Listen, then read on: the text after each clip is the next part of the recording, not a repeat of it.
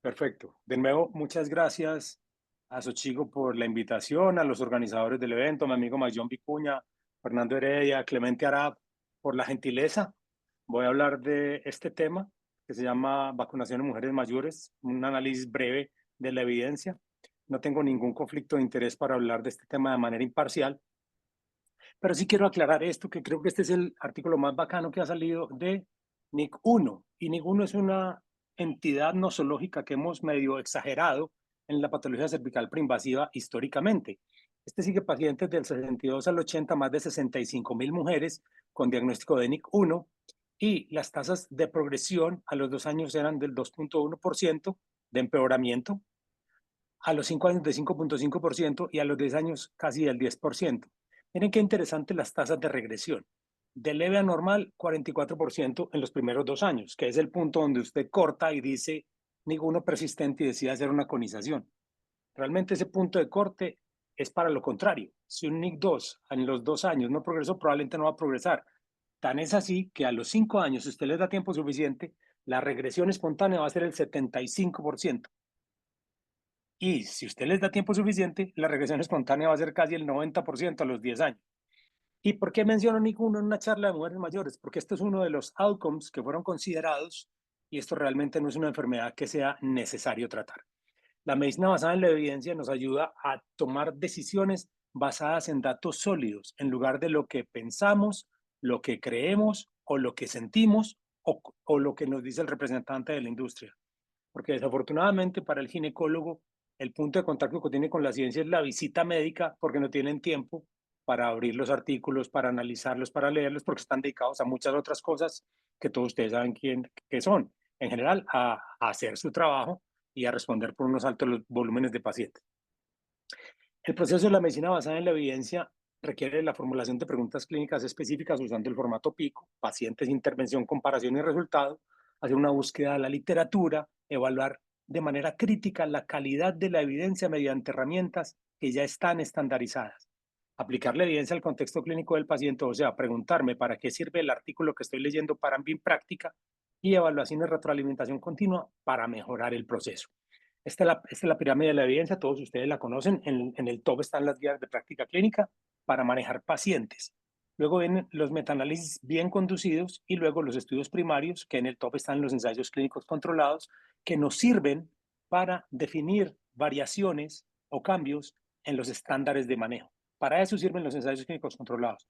Los estudios de cohorte y de casos de control nos sirven para evaluar factores de riesgo y evaluar la historia natural de las enfermedades. Entonces hay varios tipos de estudios, me voy a referir solamente al ensayo clínico controlado, que es el que nos permite cambiar conductas médicas. Son para tratamiento y prevención, los de cohorte, pronóstico y factores de riesgo, como mencioné, los estudios de caso y controles, factores de riesgo, estudios de fase 4 y una muestra de ellos son el que salió en el New England Journal, el estudio sueco de pacientes que fueron vacunadas y que tienen menos cáncer de cuello uterino después de haber sido vacunadas. Esa es una muestra muy fehaciente de un estudio fase 4 y los de prueba diagnóstica que son los de corte transversal. Entonces, para interpretar un ensayo clínico controlado, primero tenemos que ver la validez interna, cómo se diseñó el estudio. Y para efectos de lo que les voy a decir, si un estudio está publicado en Lancet Oncology, en JAMA, en el New England Journal, tiene una validez interna perfecta. El diseño metodológico es perfecto y por eso lo reciben en esas revistas. Luego los resultados, que es lo que vamos a hacer con los pacientes. Los resultados pueden ser producto de tres cosas: de sesgos, del azar o de la realidad. Un sesgo es un error sistemático en el diseño del estudio. El azar se puede presentar en cualquier cosa que hagamos en la vida, o la realidad, y es que los resultados dependen del diseño del estudio. Y la importancia la determinamos por los valores de P, los intervalos de confianza y si cruzan o no cruzan la unidad. Y la validez externa, que es la más importante, me serán útiles los resultados con mis pacientes. O sea, si mi paciente hubiera entrado en ese ensayo clínico controlado por criterios de inclusión-exclusión, puedo extrapolar los resultados de ese estudio a la atención que le voy a dar a mi paciente. Es muy importante calcular el NNT, que es el número necesario a tratar para obtener el efecto. ¿Y cuánto es el NNT válido? Depende. Depende del medio, depende de los recursos, depende de la paciente, depende de mi práctica, etcétera, etcétera. No hay un número mágico para la NNT. Solo es el sentido común el que te ayuda a interpretar un NNT. Y antes de interpretar un ensayo clínico controlado, ¿qué hacemos? Pues controlamos la pregunta pico, que ya les dije qué intervenciones tenía, cuál es la hipótesis nula, cuál es la hipótesis alterna, cuál es la intervención que se está haciendo. Es una cirugía, un medicamento, una vacuna, etcétera, etcétera. Y qué tipo de desenlaces tiene. Esto es demasiado relevante, si son desenlaces duros o desenlaces blandos.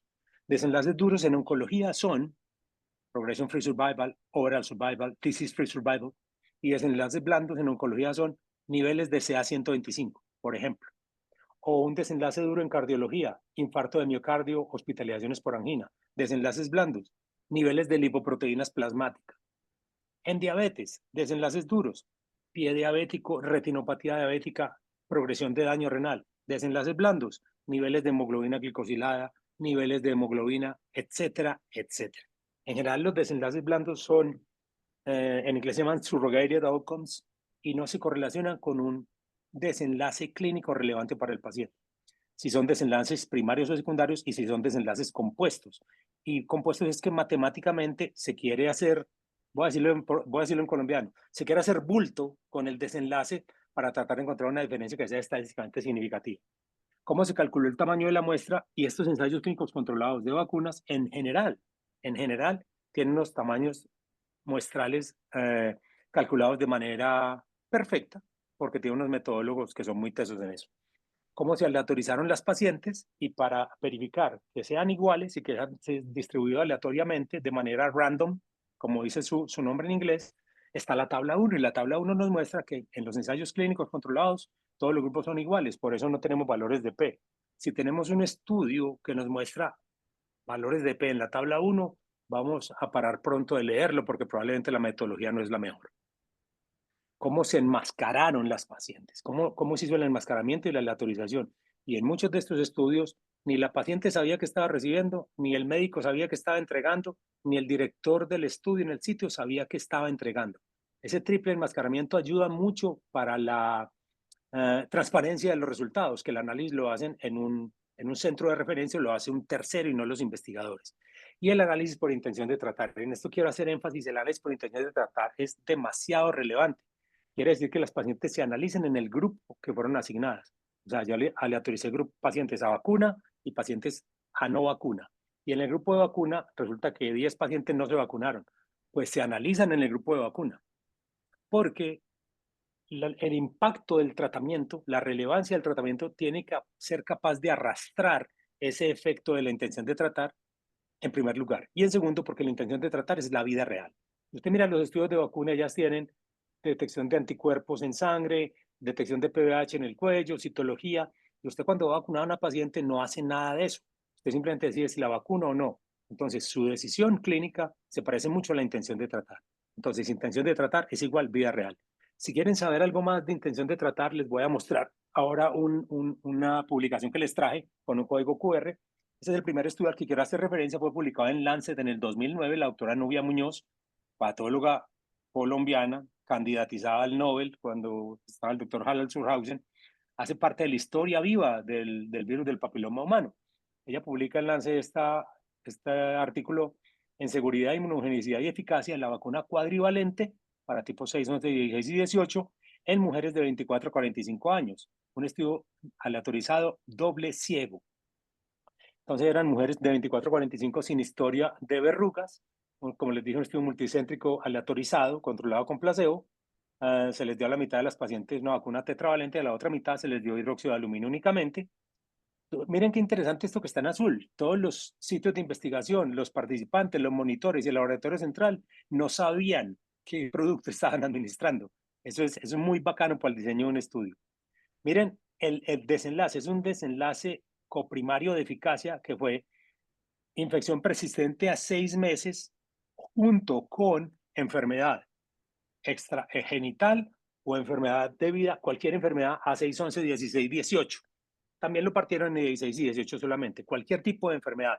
No especifican NIC2, no especifican NIC3, no especifican nada. Y el análisis de eficacia se hizo en la población por protocolo, que es como no se deben interpretar los ensayos clínicos porque el protocolo solamente sirve en el estudio, no sirve en la vida real, es imposible, y por intención de tratar, que es como se interpretan los ensayos clínicos controlados. El estudio obvio tuvo un registro en la base de datos de de ensayos clínicos, estos son los endpoints, ya se los conté, incidencia de infección de al menos 6 meses de duración, o sea, infección por PVH, que es un desenlace blando, porque ya sabemos que la infección por PVH se quita solo en el 90% de las veces y se va a mantener como infección persistente en el 10% de las veces, la mayoría de ellas no generadora de viriones, no productiva. En una pequeña fracción se van a producir displasias y en una aún más pequeña fracción se van a producir cánceres de cuello uterino. Y la enfermedad genital extragenital, incluyendo verrugas, incluyendo todo. Y unos desenlaces de eficacia secundarios relacionados al 6 y el 11, o sea, pura verruga. Como ustedes ven, no hay ninguna referencia a NIC2 más. ¿Y por qué pongo que no hay ninguna referencia a NIC2 más? Porque cuando se trataron de licenciar las vacunas por allá por el año 2002, 2003, los entes reguladores que son la FDA en los Estados Unidos y la EMEA en Europa, pues le pidieron a los laboratorios que no le dieran títulos de anticuerpos como desenlace del éxito de la vacunación y que no le dieran alteraciones de la citología y que no le dieran duración de infección por PVH, porque son desenlaces blandos. Les pidieron que les entregaran desenlaces duros de una enfermedad que requiere cirugía, NIC2 más. Por eso, los estudios pivotales, tanto de Merck como de GlaxoSmithKline, tienen como endpoint el desarrollo de NIC2 más. Y ahí es donde muestran diferencias y por eso una vez demostraron ese efecto en displasia, pues fueron licenciadas las vacunas y la historia del cáncer de cuello uterino cambió para buena fortuna nuestra y buena fortuna de las mujeres en el mundo. Entonces, 1910 recibieron al menos una dosis de vacuna 1907 placebo en la población por protocolo. La eficacia en esa población por protocolo fue 90% y 83% en el de placebo. Cuando hacemos la intención de tratar, esa eficacia por protocolo del 90% cae a 30%. Y es eficacia para el desenlace compuesto que les mencioné. No es eficacia para prevenir ninguna enfermedad, es para el desenlace compuesto. Y en el endpoint primario cae al 22% en la intención de tratar, o sea, en la vida real. Por favor, escaneen este código QR. Este es un artículo muy bacano de Gupta. Gupta es uno de los autores que más ha escrito de vacuna, anticuerpos, etcétera, etcétera, y habla de las bondades de hacer análisis de intención de tratar en lo concerniente a preservar la aleatorización, porque refleja la efectividad en el mundo real, porque evita sesgos, porque puede uno generalizar las conclusiones, valida la inferencia estadística que uno hace del estudio, minimiza la pérdida de seguimiento y para compliance con los entes regulatorios. Los entes regulatorios no miran nunca los protocolos, miran la intención de tratar, porque esto va a ser la vida real de los pacientes. Aquí les tengo la tabla de los resultados. Si usted mira la población por protocolo para todos los outcomes, 16, 18 para todas las mujeres, y las dividen por edades, de 24 a 34 y 35 a 45, en todo lo amarillo ven que son valores superiores al 80% y que todos los intervalos son positivos y ninguno cruza la unidad. O sea, todo esto es estadísticamente significativo en favor del grupo que recibió vacuna versus los que recibieron placebo. Tienen una cohorte específica que se llama naive para el tipo relevante. O sea, les pedían un anticuerpos en sangre y les hacían test en cuello para saber que no tuvieran ni 16, ni 18, ni 6, ni 11. Ahí ven ya, cuando seleccionan la población, cómo se empiezan a caer. Lo que antes era mayor a 80 está entre 50 y 80. Pero cuando se pasan la intención de tratar, cuando ustedes miran toda la interacción de la enfermedad por 16, 18, todas las enfermedades, en todas las pacientes, la protección es el 30.9%, lo que ellos mencionaron. Luego, cuando lo parten por edades, miren que empieza a haber valores negativos con valores positivos, empieza a cruzar la unidad. Y una cosa no puede a la vez ser factor protector y ser factor de riesgo. Como nada puede no ser y no ser, estadísticamente, básicamente, se iguala. Se dice que las intervenciones son iguales. Miren qué interesante, para las enfermedades solamente con 6 y 11, para enfermedad benigna, la protección es del 47%, pero miren, en un truco de los números, cuando usted las parte por edades, cruzan la unidad los valores y no hay ninguna protección. Entonces, cuando usted tiene esto, usted puede inferir que en la vida real, la protección que usted le va a dar a las pacientes contra infección persistente a los 6 meses o contra cualquier enfermedad va a ser apenas del 30%. Quiere decir que 70% de las pacientes que reciban la vacuna no van a recibir tal beneficio. Ese es el análisis crudo y pragmático. Vamos a hacer un análisis un poco más fino. Esta es una calculadora de ensayos clínicos donde usted mete los números de los desenlaces. Si usted mira La cohorte total vacunada son 1886 y 1883. Son los números que están acá a la derecha. 1886 y 1883. Y se miran los desenlaces, los eventos que se dieron son 108 en el grupo de vacuna, 108, interruptions, laser pointer. Son 108 en el grupo de vacuna y 154 en el grupo de placebo. Usted pone esto en la calculadora y le da exactamente igual. Mire, el riesgo relativo es 0.7 y ya sabemos que la efectividad es el inverso del riesgo relativo. 0.7 menos 100 menos 0.7 da 30%, que fue lo que les dio a ellos. Pero miren qué interesante el número en el escenario a tratar. Cuando usted quiere alcanzar el efecto que dice que produce la vacuna, es que proteger por infección persistente a 6 meses o verrugas o displasias en el cuello uterino. Para lograr ese efecto tiene que vacunar a 40 pacientes. Miremos el intervalo de confianza. En el mejor de los casos, 24 pacientes y en el peor, 120 pacientes. Y a ninguna de estas la protegió para NIC2, ni la protegió para una lesión importante.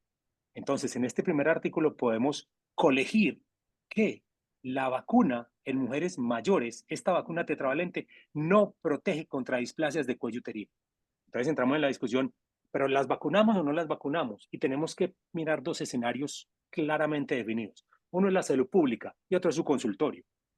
En la salud pública no es costo beneficioso vacunar a estas pacientes, por eso en la salud pública se determinó vacunar niñas menores de 15 años porque se parecen a las poblaciones por protocolo y porque no han iniciado la actividad sexual. En esas pacientes, la protección que confieren estas vacunas contra el 16 y el 18 es superior al 96%. Aquí vamos ganado. Pero en el futuro 2 y en el Patricia, que son los de Merck y los de GlaxoSmithKline, cuando se comparó la protección en vida real, o sea, intención de tratar, para la vacuna bivalente es 32% y para la vacuna tetravalente es 18%. Quiere decir que esto no se porta tan bien cuando la paciente ya ha iniciado actividad sexual. Y este ensayo clínico en mujeres mayores no nos dice lo contrario. Entonces, desde el punto de vista de la salud pública, esto es irrelevante. Desde el punto de vista del consultorio, pues el médico hace lo que quiere y la paciente hace lo que quiere con su dinero, como ir a comprarse un bolso de Louis Vuitton o comprarse un automóvil, pues si tiene el dinero para pagar la vacuna, que vaya y se la ponga porque es un producto que está prácticamente exento de efectos secundarios adversos. Aquí vemos lo mismo que pasa en este es de Nubia Muñoz. Entonces, lo que les cuento no tiene ninguna relevancia clínica en el manejo de las pacientes. Y el otro es el Vivian. El Vivian es con estudio bivalente, un estudio después de 7 años de seguimiento, publicado en Lancet Infectious Diseases, un estudio doble ciego, aleatorizado, controlado, mujeres mayores de 25 años. De la misma manera, se les aplicó vacuna bivalente versus hidróxido de aluminio a los 0, 1 y 6 meses. El otro era a los 0, 2 y 6 meses, los esquemas antiguos de vacunación. Hasta 15% de las pacientes incluidas tenía historia de PVH o enfermedad por PVH. Se aleatorizaron uno a uno y miren, el endpoint primario fue también combinado. Infección persistente por PVH 6 meses o NIC1 más asociado a PVH 16-18. De nuevo, un endpoint combinado que ya le hace a uno prender las alarmas acerca de la validez de lo que va a leer. Y también se hizo análisis de acuerdo a protocolo y la intención de tratar entendemos que es la cohorte total vacunada. También tiene su número de registro. Estos son los dos endpoints que les comenté, infección persistente más NIC1 más asociado a 16-18. Y lo otro fueron infección a 12 meses, ASCUS, NIC1, NIC2 o más. Miren que aquí pone NIC2 o más como desenlace, asociado a 16-18 o a tipos no oncogénicos, porque esto nos da también unas pinceladas de protección cruzada que también les pienso mostrar. Este estudio duró 8 años, fueron 4.400 mujeres en la cohorte de eficacia y 5.747 en la cohorte total vacunada. O sea, protocolos que se aplicaron las vacunas tal y como decía. La cohorte total vacunada incluye las que se aplicaron las vacunas tal y como decía el protocolo y las que no, o sea, las que recibieron o 2 dosis o 1 dosis. Este es un análisis al mes 84, o sea, a los 60, 72, a los 7 años, las mujeres negativas se analizaban de acuerdo a protocolo y básicamente el endpoint coprimario fue positivo. La eficacia es 90.5% con un intervalo válido que no cruza la unidad. Y también fue significativa la protección contra ascus y lesiones de bajo grado y NIC1. Miren que lo que dicen acá en los resultados. También notamos una protección cruzada efectiva para 6 meses de infección persistente por el PVH 31 y 45, dicen ellos. Listo. En la cohorte total vacunada, la eficacia contra ninguno más fue del 22%, muy parecida a la que tenía el tetravalente en el Future 2. Esto es eficacia de acuerdo al protocolo, pero miren este truco. Estos son los casos y estos no son el número de mujeres vacunadas, es el número de mujeres vacunadas año. Esto es un truco epidemiológico que ellos pueden usarlo, yo se los voy a poner en las pacientes reales enseguida. Cuando miran la eficacia de lesión de alto grado al mes 84, dice que es el 100% con un intervalo que cruza la unidad. Quiere decir que este producto no protege a 7 años contra tener una citología que diga lesión de alto grado. Cuando miran NIC1 más, en el mes 48 a los 4 años, el intervalo cruza la unidad, pero cuando se van al mes 84 a los 7 años, esta eficacia es del 83.7, varía entre 20 y 98, un intervalo muy amplio, lo que habla de que la N puede ser chiquita. Y miren lo que nos importa a nosotros. Por esto es que vacunamos a las pacientes, para que no hagan displasias. NIC2, al mes 48, al mes 84, cruzan la unidad los intervalos. O sea, no es estadísticamente significativo. O sea, que para que una paciente haga un NIC2, si usted la vacuna o no la vacuna, le va a dar exactamente igual. Y este es en la cohorte total vacunada. Pues esto era el protocolo. Vámonos a la cohorte total vacunada. Si miramos este mismo indicador NIC2, pues obvio, tiene que ser peor que lo que era en la cohorte por protocolo. El NIC1 para el mes 48, lo mismo, y para lesión de alto grado, de ninguna manera protege, ni a los 4 ni a los 7 años. Y esta es la protección cruzada. De nuevo, están usando mujeres año. Y enseguida se los voy a corregir para el ejercicio. Señalé el 31 porque dice que confiere que la protección es del 65%, o sea, la reducción del riesgo relativo debe ser cercana al 35%, con un intervalo entre 24 y 85. Esto es verdad, esto es válido desde el punto de vista de la estadística. Fueron 10 casos en las vacunadas contra 29 casos en el grupo control. Si usted miran para todos los otros tipos virales, los intervalos cruzan la unidad, por eso no me voy a detener, porque sería igual para todos los otros tipos virales. Y eso mencionan también el 45, con una protección del 70%, que es un riesgo relativo del 30%, con un intervalo también válido. Ojo, esto es de acuerdo a protocolo. Ellos no presentan análisis por intención de tratar para la protección cruzada. Y eso también le tiene a usted que prender las alarmas. Esto es por protocolo 10 y 29, lo que les dije antes. Entonces, vamos a hacer el ejercicio con las cohortes totales vacunadas y con el número de desenlaces, con la misma calculadorcita que les mostré ahora. Esto está en internet gratis en cualquier parte que lo quieran. Esto es para el virus 31, o sea, la verdadera protección cruzada. No estoy seguro si sacaron o no las coinfecciones, porque en esta publicación no lo dicen. En el Patricia Trial sí dicen que sacaron las coinfecciones, y esto es igual de regular como les voy a mostrar. Si yo vacuno a una mujer entre 25 y 45 años y quiero obtener una protección cruzada contra el 31, tengo que venir a vacunar 150 mujeres para conseguir una protección cruzada. En el mejor de los casos vacuno 90, pero en el peor de los casos tengo que vacunar 420 para obtener una protección cruzada contra el 31, con los números reales del estudio, no con mujeres año. Hagamos el ejercicio para el 45, que también muestra que el intervalo es válido. 9 casos en la intervención y 30 casos en el control. Para obtener una protección cruzada para una mujer mayor, que le pongo una vacuna bivalente, para que me proteja contra el 45, que no está incluido en la bivalente, tengo que vacunar 136 mujeres para obtener una protección cruzada. En el mejor de los casos, vacuno 86 y en el peor de los casos, vacuno 320. Claro, ustedes dirán, pero es que este man sí le busca lo negativo a todo. No, simplemente estamos haciendo una lectura crítica de la literatura, porque la literatura es la que nos dice qué es lo que tenemos que hacer, pero no podemos quedarnos con la palabra del representante. Tenemos que aprender a mirar los artículos, a disecarlos, para que no nos metan el dedo a la boca, para que no nos digan mentiras y terminemos haciendo cosas que no se deben hacer. Respecto a ese rumor, a ese mito urbano de que las mujeres mayores no se infectan por PVH y si se infectan les va a ir peor. Pues déjenme mostrarles este estudio que salió en Gynecology Oncology en el 2019, mostrando unas cohortes de pacientes chinas donde demuestra claramente las mujeres menor a 25, 25 a 30, de 30 a 40, de 40 a 50 y de 60 y más, siguen teniendo infecciones por virus del papiloma humano y siguen aclarando las infecciones a pesar de tener infecciones tardías. ¿Quiénes aclaran más las infecciones? Las que tienen infecciones múltiples, las que tienen coinfecciones. ¿Y cuánto dura una infección por PVH en estas mujeres mayores? En general, alrededor de 400 días, o sea, 13 meses. Entonces, las pacientes mayores, como se siguen infectando, pues sería interesante poderlas proteger, pero los dos estudios principales que hay de vacunación en mujeres mayores no muestran ninguna protección clínica contra los desenlaces que nos importan a las personas que manejamos la literatura y que manejamos este tipo de pacientes. Y esta es la interpretación de ellos, donde dicen que en mujeres mayores de 25 años continúa protegiendo contra infecciones, anormalidades citológicas y lesiones asociadas al 16-18 y ni uno más sin tener en cuenta el tipo, y también protección cruzada contra el 31 y 45.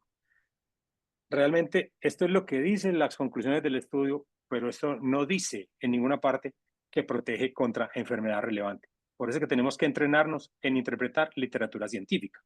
Las conclusiones: no hay datos de que las vacunas en mujeres mayores protejan contra NIC2 en mujeres mayores de 25 años.